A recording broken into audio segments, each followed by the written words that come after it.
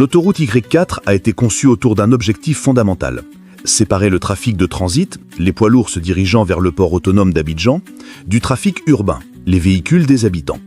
Grâce à cette infrastructure, les camions n'auront plus besoin de traverser les communes densément peuplées, soulageant ainsi les routes du cœur d'Abidjan. Toutefois, pour que cet objectif puisse être pleinement atteint et que la métropole respire enfin, un segment reste absolument indispensable. C'est le véritable facteur de transformation tant attendu. Ce futur segment est la section 4. C'est elle seule qui va décider du succès total et de l'efficacité de cette autoroute, en assurant la jonction critique entre l'ouest, le littoral et le port. Le tronçon Jacquesville-Vridy est le chaînon manquant qui rendra la Y4 intégralement fonctionnelle. C'est du carrefour de Jacquesville que démarrera la section 4, longeant l'actuel tracé du boulevard Henriette d'Agridiabaté, avant de se tourner vers le village d'Abrébi, longer le littoral jusqu'à Vridy-Ako et ensuite traverser le canal grâce au futur pont du canal. Mais il est bon de noter que le sud d'Abidjan n'est pas comme le nord. Ici, la zone où passera la route est une zone humide, où les mangroves et la lagune imposeront un défi inédit.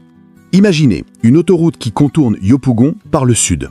Une route qui ne se dirige pas vers la ville, mais qui suit la lagune, les zones peu habitées, les zones naturelles. Ce tracé stratégique évitera les zones urbaines saturées et réduira drastiquement les conflits fonciers. Mais il apporte un défi. Le terrain n'est pas stable. La particularité de cette section 4 est qu'elle traversera des kilomètres de zones de terrain instables. Sur ce tronçon, on ne construira pas simplement une route, il faudra littéralement fabriquer le sol sur lequel elle reposera.